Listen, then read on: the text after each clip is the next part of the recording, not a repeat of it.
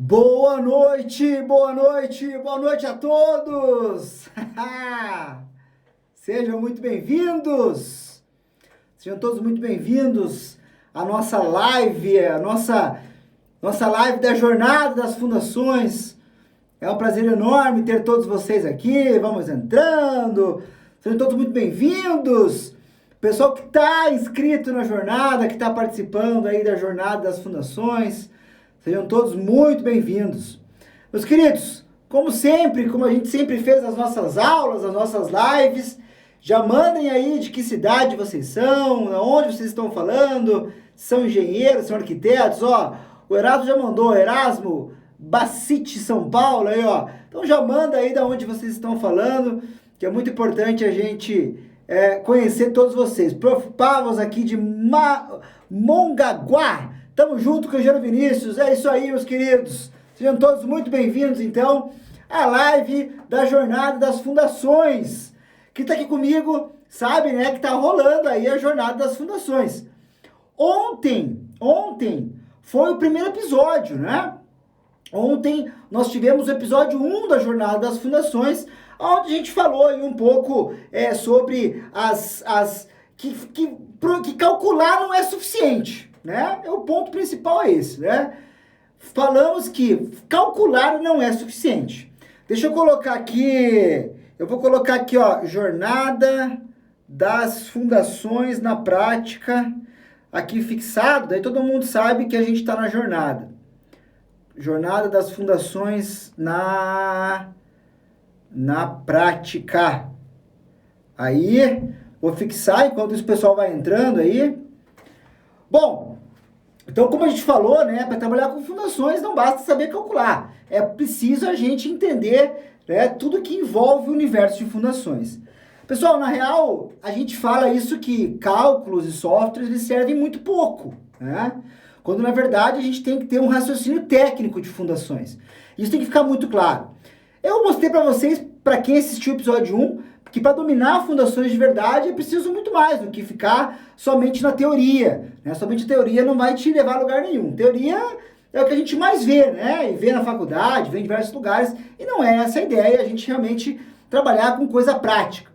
Também mostrei para vocês ontem, que assistiram o episódio 1, mostrei vários dados, muita informação acerca de quanto o mercado da construção civil está aquecido. Isso é realmente muito importante que a gente entenda.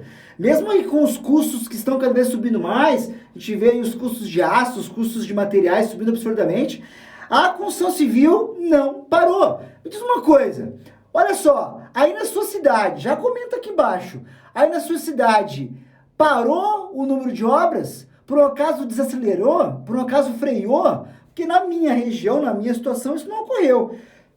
A gente olha em volta aí, a quantidade de prédios que nós temos na nossa região é uma coisa absurda, né? Então, realmente, isso leva a crer que a gente tem aí um grande potencial de execução. É por isso que a gente vendo o mercado em crescimento, eu digo para você que você precisa realmente ser um engenheiro completo. Somente quando você domina fundações que você pode realmente bater no peito e falar isso, né? Cara, você imagina comigo, né? Hoje tem mais de 30 mil engenheiros se formando a cada ano. Ou seja, se você não tiver um diferencial, meu amigo, não adianta. O mercado vai saturar e você vai acabar ficando para trás realmente. Bom, eu mostrei aqui realmente, então, ontem, eu mostrei 3 dos principais passos que vocês precisam dominar quando a gente fala de fundações, né? Olha aqui, ó. O Gustavo falou, responde as perguntas. Calma que nós vamos chegar lá. Deixa eu fazer uma apresentação, quero realmente mostrar um pouco da aula de ontem, e aí a gente vai responder todas as perguntas. Então fiquem muito tranquilos, beleza? Pessoal, ontem, na aula de ontem, se você não assistiu a aula de ontem, no link da bio tem lá falando mais sobre a aula de ontem, tá? O que eu falei para vocês nessa aula de ontem? Eu falei basicamente dos 3 passos, né?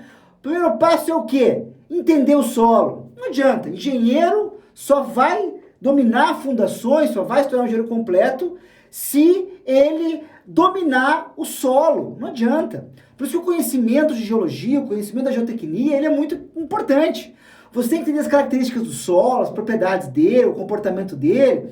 E veja, Eu comentava esses dias atrás por que é tão complexo a gente entender as características do solo. É muito simples, porque o solo ele está no meio natural, ele é uma composição natural. Ou seja, você teve vários processos de intemperismo ali que tornam essa variável muito complexa. Então, entender isso realmente é um dos passos preliminares. Falamos sobre a sondagem, eu já vou te mostrar então aqui uma sondagem, né? Vamos falar nisso, vamos mostrar aqui, ó, vamos abrir aqui a sondagem que a gente falou na aula de ontem, né? Olha só, eu trouxe aqui uma das sondagens que a gente estava avaliando ontem, né? Vamos falar um pouco mais sobre isso, vamos falar um pouco mais sobre o entendimento do solo, tá?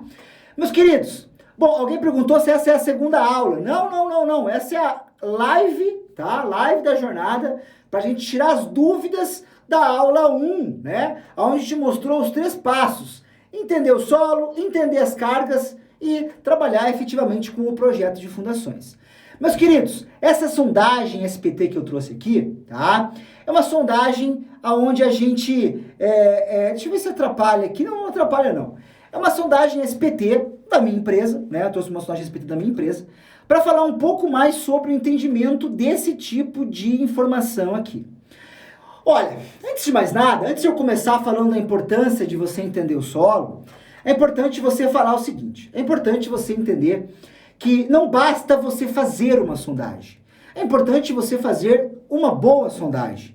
Veja, quando a gente tem uma boa sondagem, a gente tem uma maior proximidade dos resultados de campo na hora de projetar minha fundação. O que acontece quando eu tenho uma sondagem ruim nas mãos? Quando eu tenho uma sondagem que ela não traduz os resultados reais em campo? Nesse momento, eu vou projetar uma fundação de maneira equivocada. Por que isso? Porque os meus resultados, a minha fonte de informação, que é a sondagem, ela é falha. Então aqui tem um detalhe muito importante. Não basta você fazer uma sondagem. Você precisa fazer a sondagem adequada para a sua necessidade. Você precisa fazer uma sondagem que seja bem executada. E quando eu digo bem executada, eu quero dizer que siga todos os parâmetros de norma.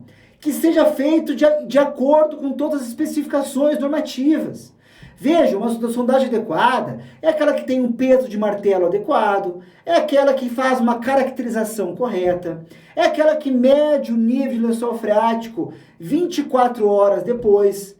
Cara, só essa questão de leitura de nível de água já é extremamente impactante, porque muita empresa não respeita esse limite mínimo de tempo para leitura do nível d'água e acaba colocando um dado ali, uma informação que é equivocada, que é errada.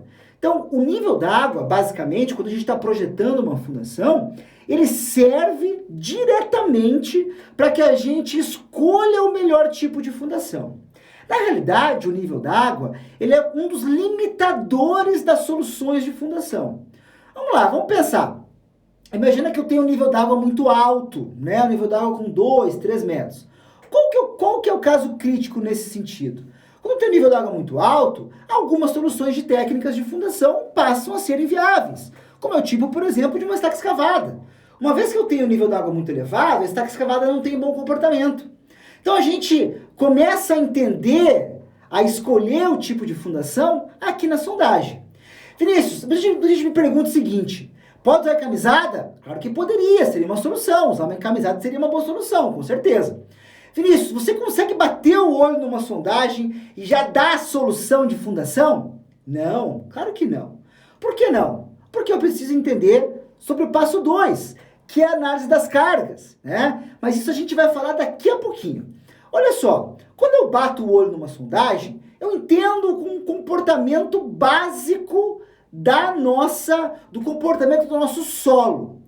Mas projetar uma fundação, dimensionar uma fundação, não é somente entender o comportamento do solo.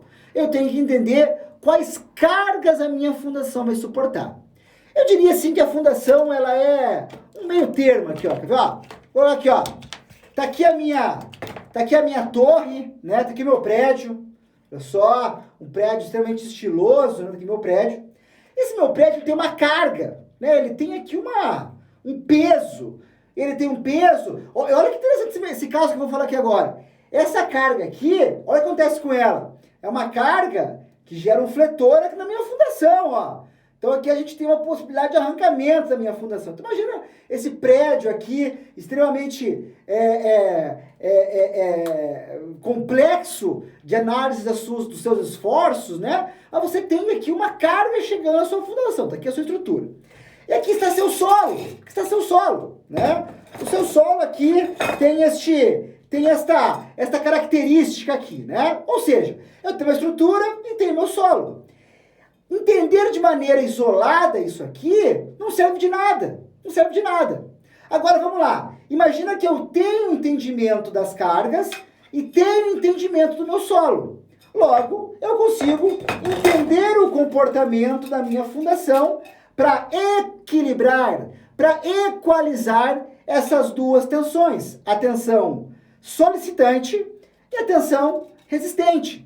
Então veja, todo mundo que fala assim, ah não, só com a sondagem eu já sei o que vai dar de fundação. Eu falo, mas você sabe as cargas que é? Não, mas é um sobrado. Tá e daí que é um sobrado? O fato de ser um sobrado não me indica carga. Eu tenho sobrados que tem 30 toneladas, eu tenho sobrados que tem 60 toneladas, eu tenho sobrados que tem 100 toneladas. Não, mas eu estou querendo dizer um sobrado aí até umas 30 toneladas. Opa, então tá bom. Agora você já me disse aqui qual é o teu... Você fala que você entende o solo e entende a carga, entendeu? O contrário também é verdade. Se você só entende as cargas, você não sabe dizer qual é a fundação. Você precisa entender o comportamento do quê? Do teu solo, tá? Então é uma variável muito importante. Olha só, essa sondagem que eu trouxe aqui, o que é importante a gente entender nesse caso aqui, tá? É muito importante a gente entender quais são as informações básicas, fundamentais que eu vou retirar deste meu laudo, tá? Vamos lá, vamos pegar aqui uma sondagem que fique mais próxima aqui para a gente entender. Vamos lá, o que a gente tem de informação preciosa num laudo de sondagem? Primeiro, é na sondagem que a gente vai dar lá os golpes dinâmicos com o martelo de queda livre, para entender então o comportamento, a resistência dinâmica do nosso solo. Quando eu tenho lá a minha execução da minha sondagem SPT, para quem está pedindo se vai ser transmitido no YouTube, não vai, hoje a live é só no Instagram, tá? Estamos só no Instagram, no YouTube é só amanhã, no episódio 2 da Jornada das Fundações. A live de hoje é uma live para a gente falar um pouco mais sobre o que a gente falou ontem no episódio 1, combinado? Vamos lá então. Então o que a gente tem na nossa sondagem SPT que é muito importante aqui? A gente tem os golpes sendo dados a cada 15 centímetros. Então eu vou lá, dou vários golpes no meu martelo até a minha composição de haste descer 15 centímetros. Aí eu vou lá, dou mais golpes no martelo e vejo quantos golpes foram necessários para descer os 15 centímetros. Vou lá, dou mais golpes e vejo quantos golpes são necessários para descer os terceiros 15 centímetros.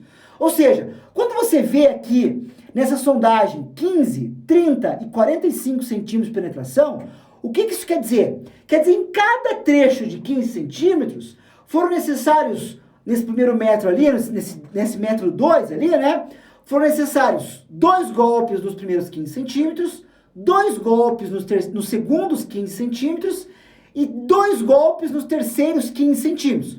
Ou seja, 2 nos 15, 2 no segundo trecho, que daria os 30 centímetros, e mais 2 no terceiro trecho, que daria 45 centímetros. O valor de NSPT corresponde à somatória dos últimos 30 centímetros, que é aquele resultado ali do 30 e 45. Então é isso que você vai sempre buscar no seu resultado. Cuidado, muitos laudos de sondagem, eles indicam a resistência somada do seu solo. Isso para nós não faz a menor diferença, não faz o menor sentido. A gente tem que sempre buscar a resistência da somatória dos últimos 30 centímetros, que nesse caso ali começa com 4, aí o terceiro metro 3, o quarto metro 6, o quinto metro 6, o sexto metro 7, o sétimo metro 14. Então a gente vai lendo por linha, ali que a gente vai entendendo efetivamente qual é a resistência dinâmica do nosso solo. Vinícius, vamos lá. Me traduza em números a resistência do meu solo aos 4 metros. Bom, a resistência do meu solo aos 4 metros, para essa sondagem que foi realizada, ela apresenta um NSPT de 6. Vinícius, NSPT de 6 quer dizer o quê? Quer dizer que esse solo possui uma resistência dinâmica de 6 golpes num trecho de 30 centímetros. É o 6, é o número 6. Ah, mas é 6 kg força, 6 kN? Não. O 6 é o valor do NSPT, que é a medida de resistência dinâmica.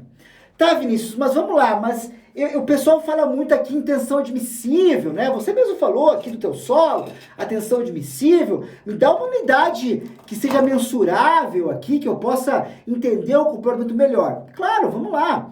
A gente tem uma correlação que nós fazemos, que usamos até um NSPT 20, tá? Até o NSPT 20, a gente usa a seguinte relação para adotar uma tensão admissível do solo. Nós usamos a seguinte expressão: tensão admissível é igual a NSPT dividido por 5. E esse resultado, ele te dá uma informação em quilogramas força por centímetro quadrado. Então vamos lá. Então você imagina que você tenha lá um NSPT 10. Um NSPT 10. Ou seja, se eu tenho um NSPT 10, a minha fórmula é tensão admissível é igual a NSPT dividido por 5. Se meu NSPT é 10, eu divido por 5, logo eu tenho uma tensão admissível de 2 kg força por centímetro quadrado. O que são 2 kg força por centímetro quadrado? Olha, se eu pegar uma unidade ali, 1 centímetro quadrado, e aplicar 2 kg força nessa unidade de medida aqui, eu vou ter uma tensão admissível que vai suportar aquela carga. Tá? O meu solo tem uma tensão admissível de 10 kg. Opa! Imagina que agora eu posso aplicar uma tensão solicitante de 10 kg força. Logo, a gente começa a entender, correlacionar as resistências do nosso solo. Poxa, olha que interessante. Se eu tenho um solo com uma tensão admissível muito alta, mais carga ele aguenta. Olha só.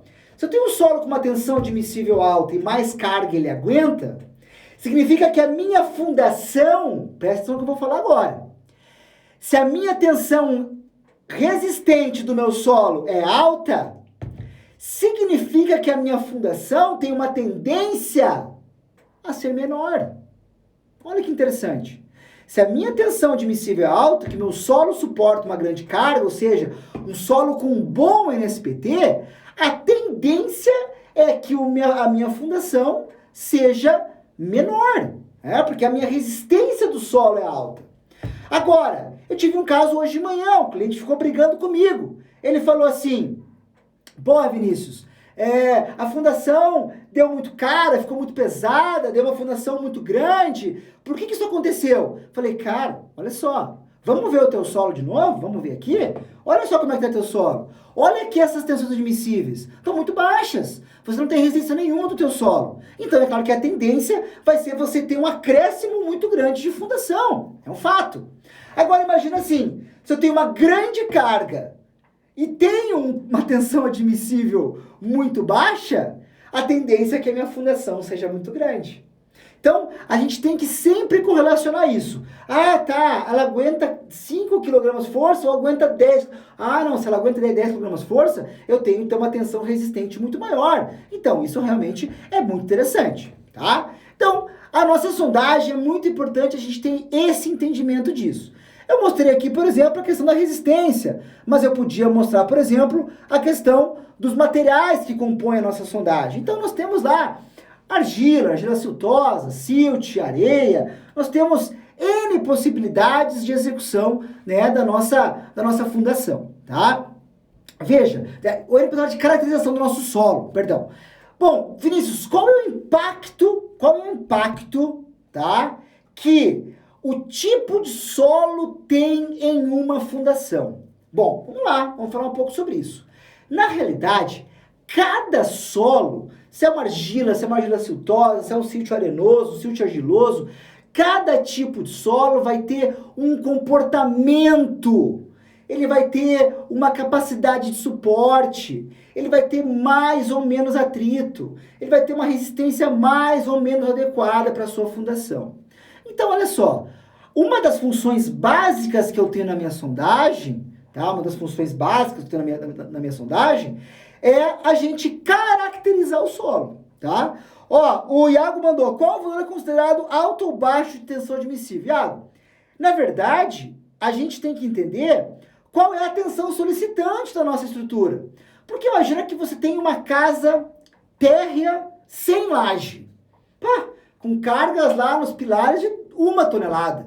Então, se eu tiver um solo com uma tensão admissível de 1 kg força por centímetro quadrado, tá louco de bom, tá ótimo, tá lindo. Agora imagina se você tem uma baita de uma fundação, tô lá em Balneário Camboriú fazendo 100 andares, né, que é o novo projeto de Balneário Camboriú, né, fazendo 100 andares, e aí o meu solo é muito ruim, é muito podre, então eu precisaria de uma tensão admissível muito alta para uma obra muito grande. Tem que ter uma tensão admissível aí de 20 quilos, né, por centímetro quadrado. Então vai depender muito da nossa obra. Isso realmente é muito importante. E cada região tem uma característica. Ó, o Job falou assim, ó, aqui no Nordeste dá rocha muito cedo. Cara, nem todas as regiões. Tem regiões do Nordeste que você pega grandes camadas de areia. Tem regiões que você já pega regiões mais rochosas. Aí tem um detalhe bem interessante. Cuidado, olha só o que eu vou falar para vocês agora, aproveitando esse gancho. Cuidado com a generalização do solo. Ah, porque aqui na minha cidade acontece isso. Cara, pode até ser que nessa região onde você se encontra, no centro ali mais, você faz obra onde? Eu faço mais no centro. Tá, beleza. Tá, mas lá no bairrão lá. Não, lá dá diferente. Então cuidado com isso. A gente tá muito acostumado. Então aqui de Porto Alegre aí? Aqui de Porto Alegre aí? Cadê os meus colorados aí? Não, eu vou deixar os gremistas se manifestarem também. Mas eu vou falar um pouco de Porto Alegre. Porto Alegre, por exemplo, é uma região que tem uma variabilidade geológica absurda, tremenda, né?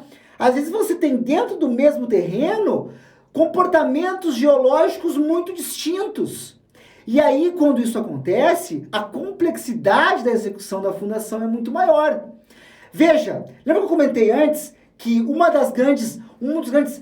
por que as pessoas têm tanto medo de projetar fundações? Por que as pessoas realmente, às vezes, não querem ir para o lado de fundações ou querem contratar um terceiro? Porque o solo é um elemento complexo, sem dúvida nenhuma. Mas cabe a nós, engenheiros completos, engenheiros de fundação, master em fundações, olha aqui, ó, master em fundações, a minha camisetinha aqui. Vinícius, como é que eu faço para ganhar essa camiseta? Vou deixar no ar aí, daqui uns dias eu vou falar. Então, cada região vai ter a sua complexidade geológica. Então, cuidado para não generalizar, entendeu? Para falar, aqui na minha cidade acontece isso, na minha cidade acontece aquilo. Não. Tem que ser feito sondagem em cada obra que você for executar para que você realmente possa projetar corretamente a sua fundação. É o que acontece quando o solo é heterogêneo, né? Então, com certeza isso acontece, tá? Vamos lá. Deixa eu pegar aqui agora, deixa eu escolher aqui uma outra imagenzinha para a gente mostrar. Vamos falar um pouco do próximo passo que nós vimos ontem no primeiro episódio da jornada das fundações, tá? Então nós falamos dos 3 passos. Passo 1, entender o solo. Passo 2, análise das cargas. E passo 3, ir então para a escolha do tipo de fundação, para o nosso projeto de fundação. Vamos lá, o Rodrigo acabou de entrar aí, meu grande parceiro Rodrigo, grande mestre das estruturas, o Rodrigo, que ele faz parte, ele é professor também do nosso curso Master em Fundações, lá na parte de ferragens, de armaduras, o Rodrigo dá um show lá nessa parte.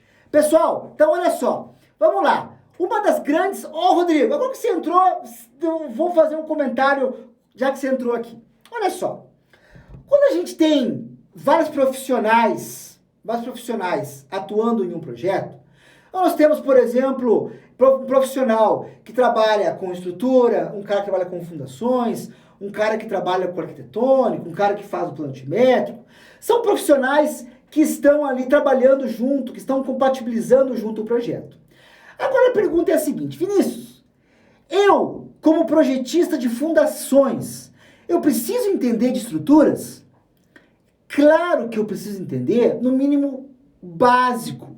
No mínimo básico eu preciso entender. Por que isso? Vamos lá.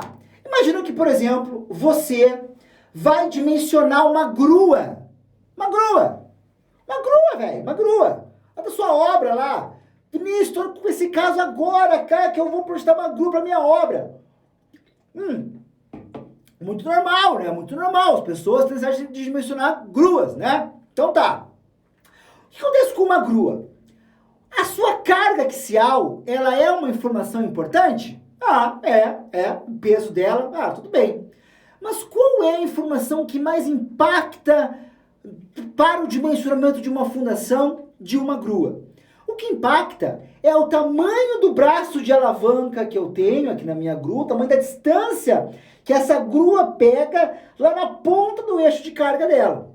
Ou seja, a qual distância eu tenho o meu braço e qual é a carga que ele pega nesse braço.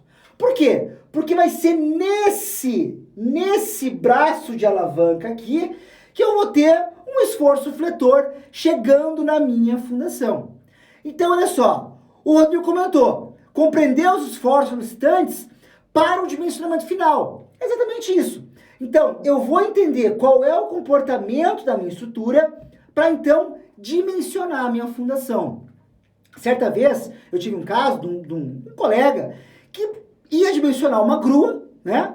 E não passava as informações completas dos esforços dessa grua. Falei, cara, não é possível que essa grua só tenha esses esforços. Não, é verdade, isso. Tem uns outros aqui. Aí me passou, a fundação mudava completamente. Então veja, você que é um profissional que projeta uma fundação, você precisa fazer uma análise correta das cargas, que foi o segundo passo que eu falei no episódio 1 da Jornada das Fundações. Que, por sinal, se você não assistiu, ainda dá tempo, link tá na bio, depois aqui da live você corre lá e assiste a aula 1, o episódio 1 da Jornada das Fundações. Então, entender sobre os esforços é fundamental. E aí, quando a gente tem os nossos esforços, né, nós temos lá as nossas tabelas de carga, né, então o projetista estrutural vai lá e dá uma tabela de carga, certo? Aqui a Milena comentou, estamos executando uma torre de 19 andares. Com certeza, Milena, a tua análise da estrutura tem que ser, você tem que fazer uma análise da estrutura, Vinícius, mas o engenheiro de fundações, ele pode se meter na análise do projetista estrutural? Veja, não é se meter, é fazer um trabalho conjunto, é fazer um trabalho que seja complementar ao projetista estrutural. E se você já verificou erros em projeto estrutural e avisou o calculista, N vezes, em N momentos, a gente chega então para esse projetista estrutural que comete uma falha num projeto e fala, olha, você tem certeza que esse esforço está correto? Aí o cara vai lá e fala, é verdade, eu acho que tem alguma coisa errada que eu dimensionei ali. Então, é fundamental que esse projetista de fundação faça isso, certo, essa análise, tá? Bom, Vinícius, mas qual seria aí o nosso terceiro passo para a gente mencionar? Bom, antes da gente até ir para o terceiro passo, deixa eu comentar um pouco também sobre uma outra variável que influencia muito para nós que estamos projetando, que é o projeto arquitetônico. Entender sobre... aqui, eu digo, é mais uma visualização da arquitetura. Do tipo, se você tem pilares na divisa, se você tem um elevador, por exemplo, na sua estrutura, você vai ter que entender quais são as cotas onde você vai executar a sua fundação. Então, isso realmente é muito importante, essa análise da arquitetura. Olha só, respondendo a pergunta de quem perguntou se vai ficar salva a live da Jornada das Fundações. Essa live ela vai ficar salva somente durante a Jornada das Fundações, tá? Os episódios da jornada também só ficam salvos durante a jornada, que vai até o dia 11. Então, cuidado, tá? Cuidado. Então, vocês têm que realmente assistir as aulas antes que elas saiam do ar, tá? O Kitor Sotorkio comentou, litoral é tenso também a questão de ferragem versus sal, sempre da BO.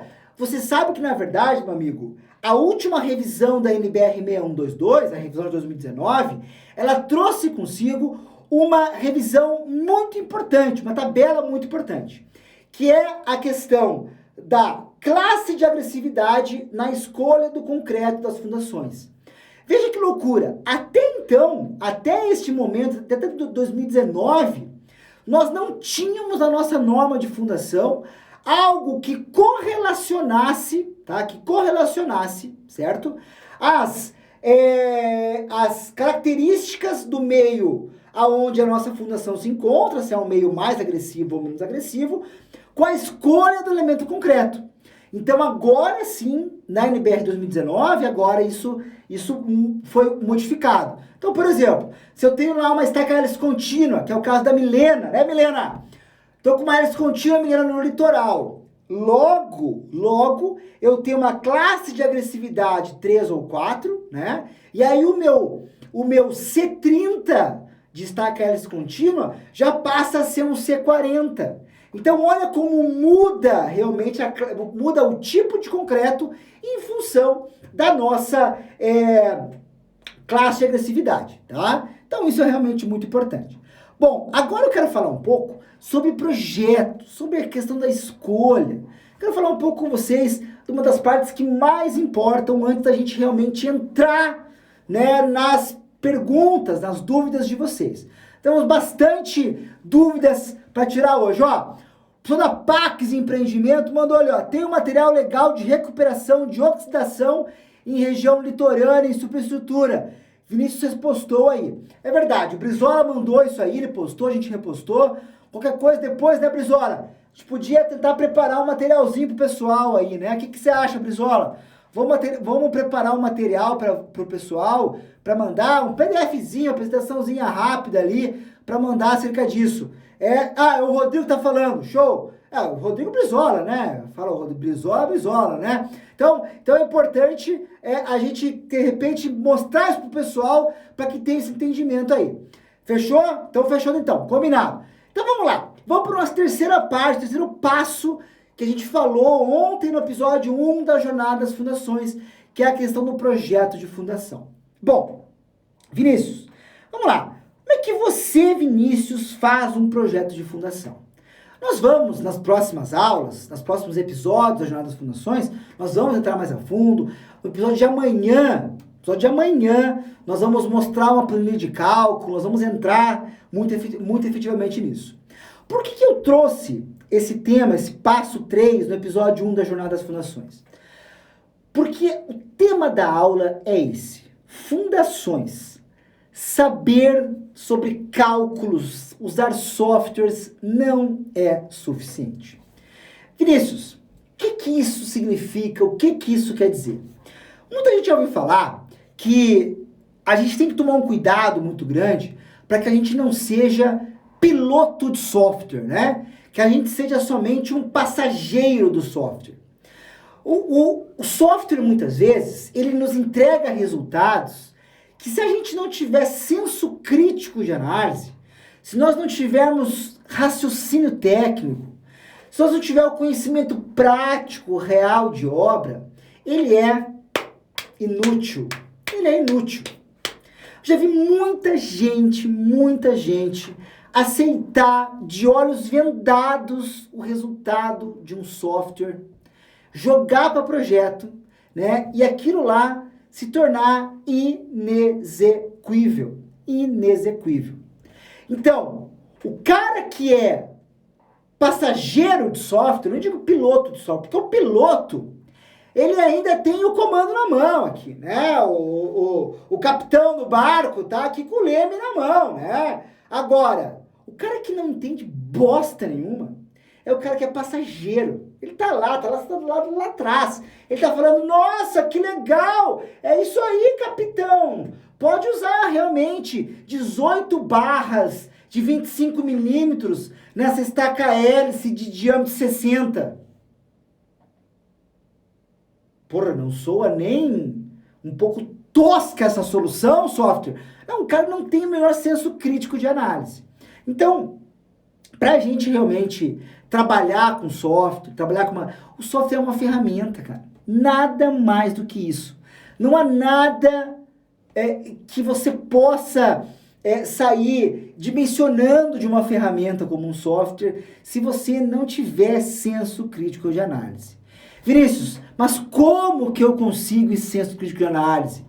Não adianta. Você tem que buscar conhecimento prático. Não adianta você buscar conhecimento teórico. Essa é a grande sacada. Essa é a grande sacada. Quando a gente vai junto com profissionais, caminha junto com profissionais que têm conhecimento prático, é nesse momento que você começa, então, a adquirir esse raciocínio técnico. Quando você está andando com alguém, já ouviu falar assim que, você é a somatória das 4 pessoas que você mais convive? Já ouviu falar sobre isso, né? Você é espelho da pessoa que você mais convive, né? Você fala assim, cara, se você está rodeado, se você tem um mentor que é uma pessoa fraca, que, sabe, não fede nem cheira, não adianta, você vai ser um profissional que não fede nem cheira. Agora, se você estiver rodeado de pessoas com conhecimento prático, se tiver bons mentores, bons professores, bons profissionais ao seu lado, a tendência é óbvio que é você também se tornar um profissional de referência. Por quê? Porque você está absorvendo esse conhecimento prático deles. Então, projetar uma fundação, basicamente assim, é muito fácil. Eu tenho as cargas, eu tenho o solo. Eu só preciso saber o que equaliza a carga da minha estrutura com a extensão do meu solo. Então, basicamente é muito simples. O que acontece com a fundação? Acontece que o projetista de fundação, ele é o cara que ele precisa entender de duas coisas. Duas coisas. Ele precisa entender sobre o solo e ele precisa entender sobre o comportamento da fundação dele naquele solo.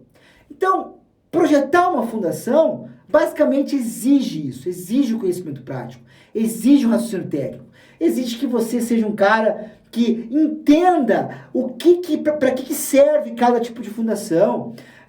Hoje uma pessoa me ligou, um engenheiro me ligou e falou assim, Vinícius, eu quero fazer mais Strauss. Falei, olha, eu não executo Strauss, né? A minha empresa não executa. E aí ele falou assim, tá, Vinícius, mas o que você tem aí quando tem água? Eu falei, não, a gente pode usar uma estaca hélice contínua. Não. Mas me falaram, o pessoal aqui me falou, que a estaca hélice contínua não se executa quando você tem água. Então, olha como eu falei, faz todo sentido. Sabe esse negócio que você é reflexo das pessoas com que você convive? Então, olha a ignorância que ela falou. Falou que quando tem água não dá para usar hélice, né? Quando eu digo ignorância, eu quero dizer a falta de conhecimento, né? Então eu falei para ela, não. A hélice, na verdade, ela foi concebida para esse fim. É justamente quando tem água que a hélice é uma ótima solução. Mas então aqui ninguém sabia disso. Então olha como, de repente, olha o que eu vou falar para você agora, se não faz todo sentido o que eu vou falar agora. Imagina você, uma pessoa que se formou há pouco tempo, por exemplo. Aí você chega num ambiente desses, onde as pessoas não têm o conhecimento específico sobre fundações, e você começa a falar de igual para igual. Você começa a falar assim, não, a estaca hélice contínua é um tipo de fundação que é sim apto a você executar quando você tem água. Porque na estaca hélice contínua, você faz a perfuração da estaca e à medida que você vai subindo com o trado, você já vem subindo concretando. Aí o cara fala assim, mas e a ferragem? A ferragem, depois de você concretar sua estaca, e aí você vai usar um slump alto, né? É um concreto aí com consumo de cimento de 400 quilos por metro cúbico, né? Eu tenho um slump 22, 23, aí eu vou ter uma facilidade para você colocar a ferragem. Porra, esse cara é foda, hein? Esse cara entende. Cara, isso é muito louco. Eu falo isso. Eu até hoje, eu contei a história do meu pai, né? Só não me faça passar vergonha na obra, né? E até hoje, juro por Deus pra vocês, até hoje, quando eu tô numa obra, tá? Que as pessoas não detêm aquele conhecimento específico sobre um determinado assunto, e eu vou lá, reúno as pessoas e falo, é assim, assado. E eu vejo ali 5, 10 pessoas vidradas em mim ali, falando ali, explicando pra elas. Eu falo, cara, é muito tesão ter conhecimento. É um fato. É um negócio louco. Mas se você ainda não passou por isso, A hora que você sentir isso, que você tem aquele conhecimento específico sobre fundações, o cara te olha e fala assim, cara, esse cara é um engenheiro completo mesmo. A hora que você começa a argumentar, começa a falar de igual para igual, pô, às vezes tem um mestre de obra lá que sabe muito mais do que você, né? E você começa a ter o conhecimento e começa a falar de igual para igual, com o mestre, com o encarregado, com o engenheiro, o cara vai fazer o quê? O cara vai te respeitar mais. Essa é a grande sacada do jogo. Conhecimento não é só para você ganhar mais dinheiro. Ué, Vinícius, eu vou ganhar mais dinheiro com conhecimento? É óbvio, velho. É óbvio. Quanto mais conhecimento você tem, mais dinheiro você vai ganhar. É um fato. Eu digo isso por experiência própria. Eu digo isso para os meus alunos. Os meus alunos falam isso para mim e eu dou o meu feedback também. Quanto mais eu fui buscando cursos de aperfeiçoamento, maior foi isso na minha renda. Você vai falar que isso é coincidência? Porra, coincidência o quê, cara? Agora a gente fala assim, fiz um Master em Fundações, aumentei tanto a minha renda. Fiz um curso de Silos com você, o Master em Silos, aumentei tanto a minha renda. Isso é um fato. Agora, o que dá tesão mesmo, dá tesão, é quando você é o cara da roda ali, tá? Que tá mostrando conhecimento, o cara que é respeitado, o cara que olha pra você e fala assim, esse cara aí é foda, o cara entende, entendeu? Isso é a grande sacada, é o respeito que a gente tem.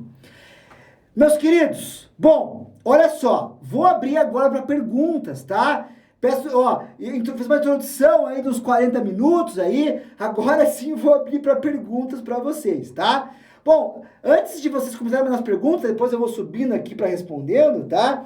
Olha só, alguns recados importantes, tá? Amanhã, quarta-feira, 20 horas, mesma hora da live de hoje, mas amanhã, quarta-feira, às 20 horas, vai ao ar o episódio 2 da nossa jornada das fundações. Cara, o episódio de amanhã vai ser top demais, então não perde de maneira nenhuma. Eu vou te mostrar como é que você vai escolher o melhor tipo de fundação. Nós vamos pegar lá um manual lá, um e-book completo dos tipos de fundação, vamos falar tintim por tintim sobre ele, então você vai aprender comigo a escolher o melhor tipo de fundação. E eu ainda vou te mostrar, na verdade, na prática, como é que eu aplico esse conhecimento, esse passo específico do raciocínio técnico. Então, amanhã, 20 horas. Vai mandando aí as perguntas, tá? Ó, outra coisa, se vocês não estão no grupo do WhatsApp da jornada, me manda um direct, tem lá o link na bio, acessem o link da jornada. Até porque o certificado da Jornada das Fundações, isso, vai ter certificado da jornada? Vai, com certeza. Mas, como sempre, o certificado da jornada eu só entrego para quem está no grupo do WhatsApp. Então, tem que ficar no grupo do WhatsApp para receber o certificado.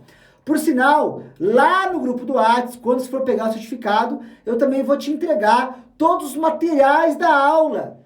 Os materiais dos episódios, perdão. Todos os materiais dos episódios, projetos, sondagem, plano médico, arquitetônico. Eu vou mandar tudo lá para vocês. Mas tem que permanecer no grupo do WhatsApp.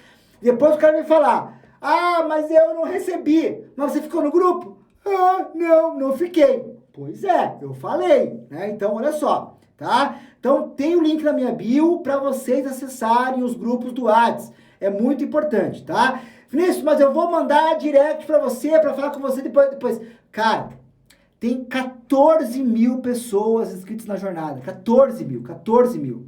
Né? Então, só na aula de ontem, nós já tivemos mais de 6 mil pessoas que assistiram a live de ontem. Né? Então, acredito que as próximas 8 mil pessoas vão assistir aí nos próximos dias. Mas não procrastine, assista o quanto antes. Assiste, até porque é o seguinte, você precisa assistir a aula 1 para que você assista a aula 2. Não dá para você pegar, assistir a aula 2 sem ter assistido a aula 1. Fica desconectado, não adianta. É igual o Matheus Leone que entrou aí. Como é que o Matheus Leone vai falar sobre patologia do concreto se ele sequer conhece sobre concreto? Não adianta, o cara tem que ter o passo a passo. O cara primeiro conhece de concreto, depois vai entender da patologia do concreto. É o passo a passo. Então, na nossa jornada das fundações é a mesma coisa. Você tem que ir, o crescimento ele é contínuo, constante, e você precisa ir passo a passo, certo? Então assiste a aula 1, assiste a aula 2 amanhã e a aula 3 na nossa sexta-feira. Fechou então? Vamos lá, vamos para as dúvidas então. Ó, o Matheus aí, já mandaram ali, valeu Matheus, você é fera. Vinícius, por que a maioria das empresas que executam estaca hélice entregam o projeto limitam a carga da estaca, mesmo que o solo seja mais resistente? Cara, eu vou te falar o seguinte, depende muito da empresa. Depende muito da empresa, tá? Agora eu vou te falar uma coisa. Dentro do processo de dimensionamento de uma fundação, nós temos duas possibilidades. O dimensionamento geotécnico e o dimensionamento estrutural de uma fundação. O dimensionamento geotécnico, ele leva em consideração as características do solo, atrito lateral mais resistência de ponta. O dimensionamento geotécnico, ele leva em consideração o elemento estrutural, que é a sua estaca. Então, o que acontece? Às vezes, essa fundação que você está se referindo é uma fundação que é dimensionada através da sua capacidade estrutural. Logo, ela independe das características do solo. Por isso que realmente isso acontece, tá? Deixa eu ver uma coisa aqui, se tem pergunta que eu possa fixar aqui. Tá, deixa eu por aqui mesmo. Vamos lá. Tem a capacidade de me tornar um engenheiro civil, mesmo só tendo ensino médio completo? Não, você tem que fazer a faculdade de engenharia civil, né? Não tem outra saída, né? Onde eu trabalho, o engenheiro mandou retirar algumas estacas do subsolo. E após a retirada, o muro do vizinho caiu, quase correndo uma fatalidade. Tem algum fundamento retirar estacas do subsolo? Cara, não preciso nem falar nada, né? Isso é um absurdo, né, Gabriel? Isso não tem a menor lógica, né? Então, pelo amor de Deus, né? Você vai encontrar uma fundação de uma construção e na escavação encontra uma sapata do pé de vizinho. O que fazer? Bom problema, Ramírez. Cara, olha só. O que acontece muitas vezes, em sapata isso é muito comum, ou com blocos de estacas, né? Você tem na sua fundação e uma parte da fundação do vizinho invade. Vinícius, eu posso chegar e dar uma marretada nesse vizinho e quebrar? Olha, não é o melhor caminho, né? É o melhor caminho. O ideal é você chegar para o vizinho e falar, meu amigo, que merda, né? Porque tua fundação está invadindo meu terreno. Como é que a gente pode resolver isso? Pois é, a casa é antiga, pois é, cara, mas eu não tenho o que fazer aqui, cara. Você não pode extrapolar os limites da sua obra para dentro da minha obra. Pois é, mas veja bem, olha só, o que é o procedimento correto, tá? Agora, de repente você vai falar assim pra mim, Vinícius, mas isso é difícil, é complicado. É óbvio que é complicado. Relacionamento com o vizinho, meu amigo, 90% das vezes é complicado, tá? Mas olha só, o que você vai ter que fazer? Imagina que a tua fundação tá aqui e a fundação do vizinho tá aqui, né? O pilar do cara tá aqui, né? Você vai ter que afastar a sua fundação do eixo de gravidade do seu pilar. Você vai ter que afastar ela em relação ao seu pilar. Logo, esse afastamento vai gerar um custo. Vai gerar uma viga de equilíbrio, vai gerar uma transição. E aí, o certo, Ramírez, é você chegar pro seu vizinho, deixar ele a par disso, deixar ele ciente disso e falar o seguinte, ó, meu amigo, vizinho, seguinte, o senhor causou aqui esse problema que invadiu, eu tenho a solução, eu vou afastar a minha fundação, né, mas isso vai causar um acréscimo de carga na minha fundação. Mas eu quero combinar contigo aqui que o senhor pague essa diferença de custo, né? O cara vai falar assim, mas não vou pagar nem porque a pau, não sei o que, o problema é teu. É comum, né? Vou entrar na justiça. Vai demorar 10 anos para sair a sentença, tá? Então, infelizmente, muitas vezes isso é difícil de solucionar, mas o ideal realmente é você afastar a sua fundação da divisa, né, da onde está ali em contato, e puxar lá uma viga de equilíbrio para solucionar isso, certo? É possível projetar uma fundação só com brocas, sem sapatas? Vi um vídeo no YouTube que o pedreiro executou assim a fundação de uma casa terra pequena. Meu amigo, vamos lá. Broca é uma coisa, sapata é outra. Não existe a menor relação entre as duas. As pessoas usam muito o termo sapata para falar de bloco. Sapata não tem nada a ver com bloco. Sapata é uma fundação direta. Sapata é uma fundação direta que não vai broca. Pelo amor de Deus, não se coloca broca em sapata. Isso é o maior erro que existe. Isso não se faz. Sapata é sapata, velho. Sapata é sapata. Ah, mas eu quero melhorar o meu solo. Aumenta a área da sua sapata. Então não usa fundação direta, usa estaca. Faça um bloco de colamento de estacas. Então, cuidado com isso. Sapata é uma coisa, estaca é outra, tá? Os 3 caras hoje são Vinícius, Rangel e Matheus. Valeu, meu querido. Alguma norma específica, atenção admissível baixa ou alta? Não, não tem nada que especifique quanto a tensão admissível mais alta ou mais baixa, tá? Isso não existe nenhuma relação, certo? Nenhuma norma vai te indicar isso. Bela Teixeira, boa noite, doutor engenheiro. Sou consultor de galpões de aluguel. Você faz esses projetos de avaliações da sondagem, à distância? Faço sim, manda lá para nós que a gente projeta isso aí. Vinícius, em relação às estacas hélice, onde se concentra muita água, se o concreto não tiver no slump correto, pode haver algum problema depois? Pode, Everson. Boa pergunta essa, tá? Pergunta do Everson foi o seguinte, se tiver muita água e o slump não tiver correto. Cara, a gente tem muitos casos disso, quando você tem um slump muito alto, num solo com fluxo de água muito elevado, tá? Você tem aí uma possibilidade muito grande, né, de você ter aí o levantamento da água e você ficar com uma porção ali muito grande de água no seu concreto, né? Então vai ter que fazer um arrasamento depois muito elevado, sem contar que esse solo, de repente, muito pouco resistente, um fluxo muito grande de água, pode, se o slump estiver muito alto, até criar um vazio numa estaca hélice contínua. Então, muito cuidado, né? Se eu tenho um nível de água muito alto, um fluxo muito pesado, um solo muito resistente, o ideal é que o meu slump seja entre 20 e 21 no máximo, tá? Ah, Vinícius, mas a minha ferragem é de 20 metros, eu preciso do slump alto. Então, a hélice contínua não é para sua obra. Cuidado, nem toda solução de solo vai ser para aquele tipo de fundação. Então, a gente tem que escolher corretamente a nossa solução de fundação, tá?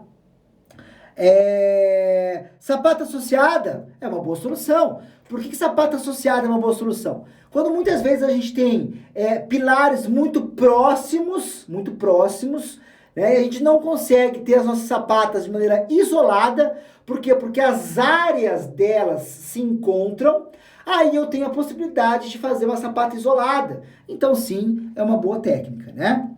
Quando o engenheiro que não entende sobre fundação e projeta a fundação para 14 metros, e ao fazer a estaca Strauss só aprofunda até 10 metros, qual a melhor explicação para esse engenheiro?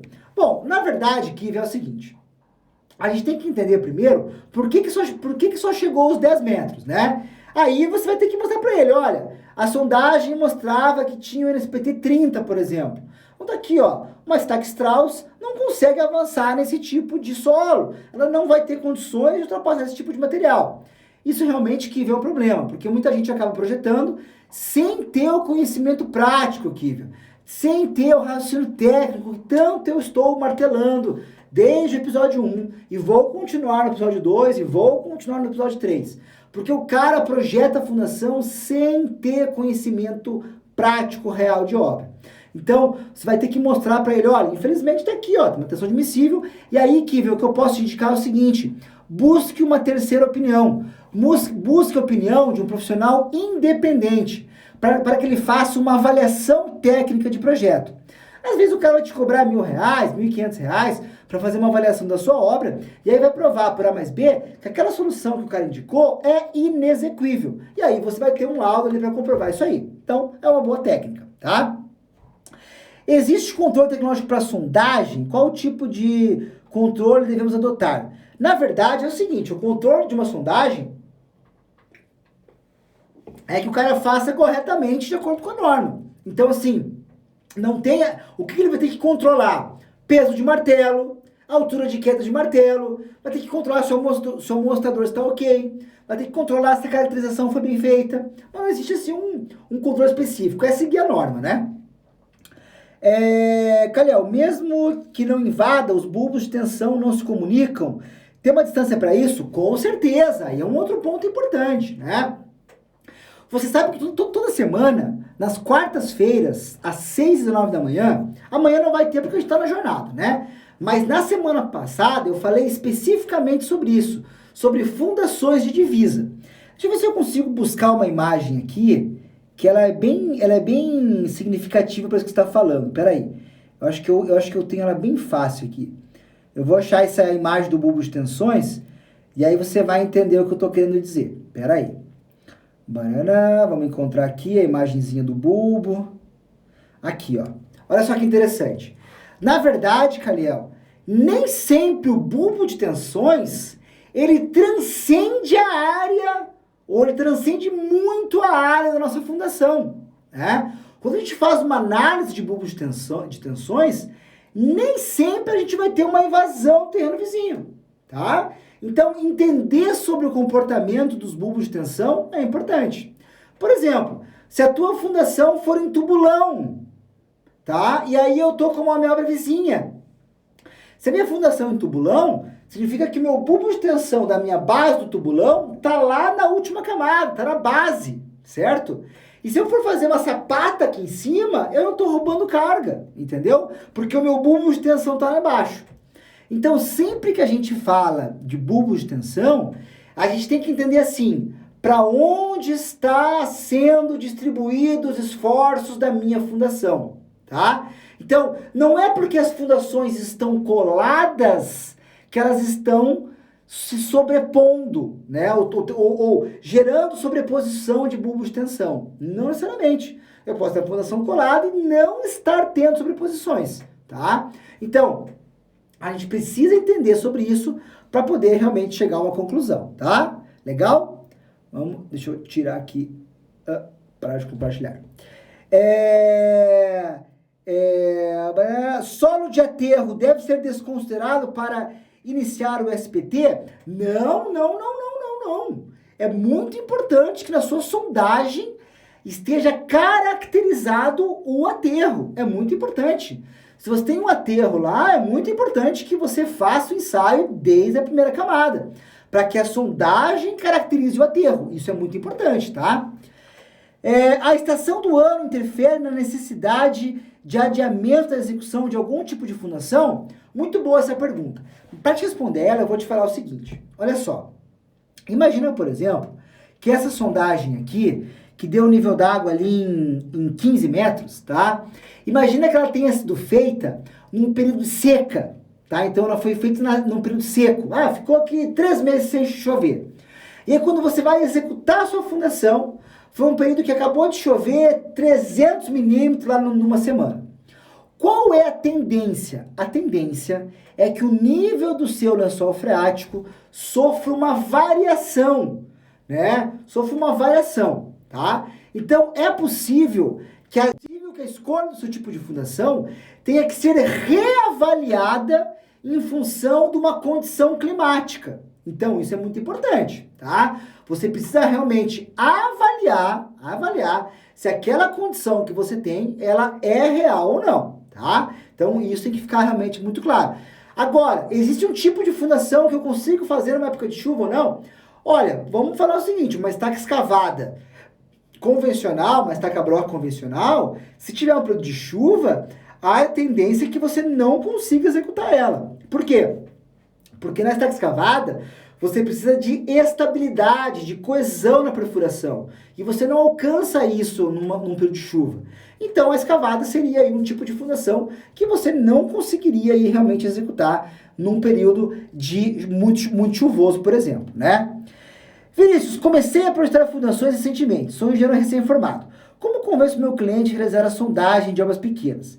E se ele não fizer a sondagem, o que eu faço? Bom, vamos lá. Vamos falar um pouco sobre isso. Eu acho que esse ponto é realmente muito importante. Pessoal, olha só. Quando eu não tenho sondagem, eu tenho basicamente 3 possibilidades. Uma possibilidade, eu subdimensionar a minha fundação, tá? Eu subdimensionar a minha fundação significa eu deixar ela com uma fundação menor do que o necessário. Ou seja, eu vou ter patologia. Eu vou ter recalque, eu vou ter deformação acima do limite.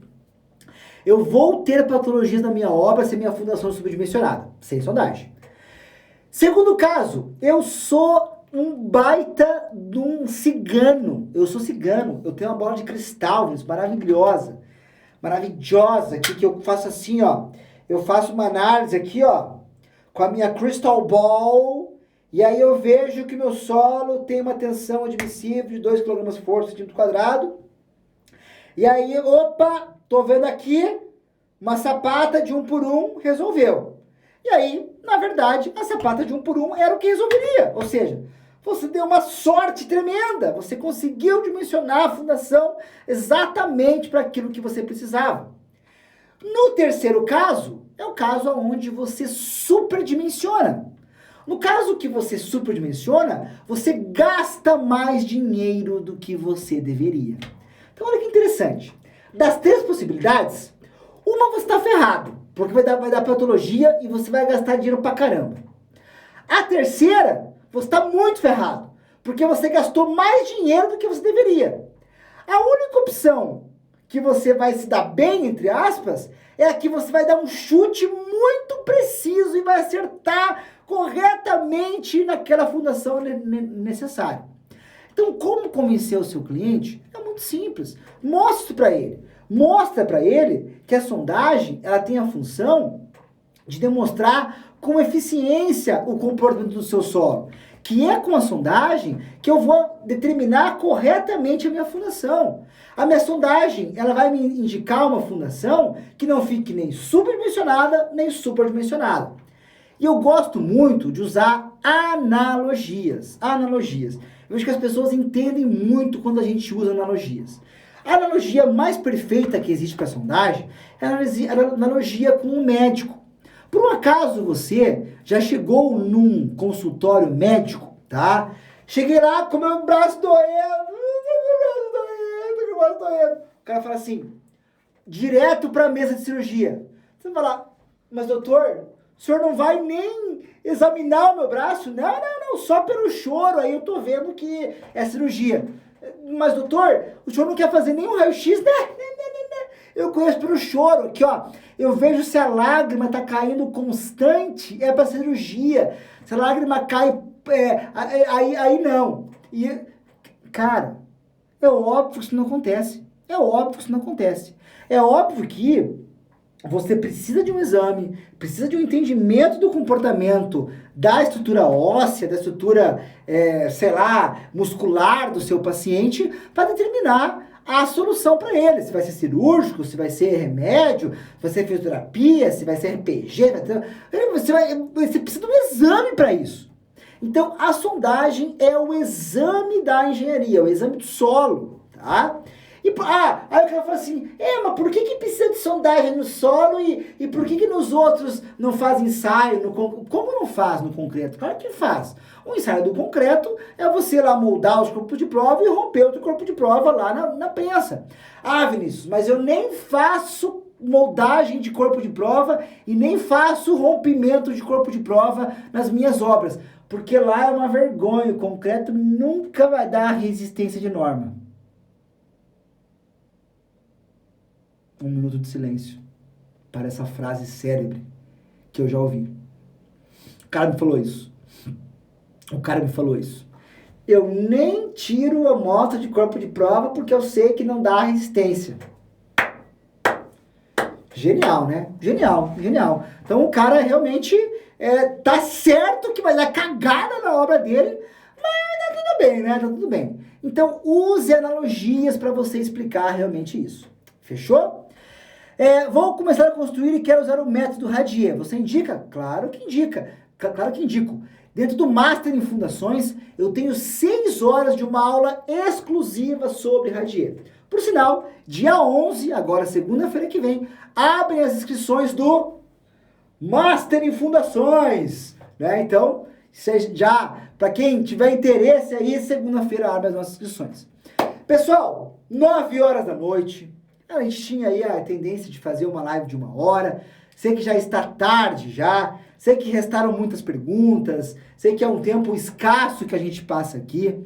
Mas eu quero agradecer a todos vocês que estão aqui, que estão participando da jornada das Fundações na Prática. Quero agradecer a todos que ficaram aqui comigo hoje. E eu digo para vocês uma coisa muito importante. Quem tá aqui comigo hoje, uma terça-feira, 9 horas da noite, quase 300 pessoas aqui ao vivo, mais de 6 mil pessoas assistindo ao episódio 1 da Jornada das Fundações, eu digo uma coisa muito importante para você. Faz o seguinte, escreve isso. Escreve, pega aí um lápis. Pega um lápis, é verdade, pega um lápis. Pega um lápis e uma caneta aí. E escreve o que eu vou te falar agora. Escreve. Tá sem negócio aqui. Escreve o que eu vou te falar agora. Escreve. Sucesso é uma decisão. Sucesso é uma decisão. Escreve isso. Sucesso é uma decisão. Patrocínio Uniprime. Bom se fosse, né? Mas não é. Sucesso é uma decisão. Escreve isso aí em um papel. Escreve no texto também, mas escreve no papel. E deixa isso do seu lado. Deixa isso do seu lado. Cara, eu vou falar bem sincero com vocês, tá? Sucesso é uma decisão por quê? Porque cada decisão que a gente toma em prol de aumentar o nosso conhecimento, de melhorar as nossas decisões, melhorar, de evoluir. Quando você toma uma decisão de evoluir, você está tomando uma decisão que vai te levar ao sucesso. Sucesso é uma decisão. Escreve isso e leia isso. Do tipo, são as decisões que eu tomo que me levam para o sucesso. Meus queridos, boa noite a todos. Muito, mas muito obrigado pela presença de todos. Espero todos vocês amanhã na aula 2 da Jornada das Fundações. Se você não assistiu o episódio 1 da Jornada das Fundações, vai lá no link da bio, entra aqui no link da bio, acessa lá, já entra no grupo do WhatsApp, que é lá que você vai receber o certificado, lá você recebe todas as informações, entra no grupo do WhatsApp, assiste o episódio 1 e amanhã eu te espero no episódio 2 da Jornada das Fundações. Grande beijo, grande abraço, fiquem todos com Deus e até amanhã às 20 horas no segundo episódio da Jornada das Fundações na Prática.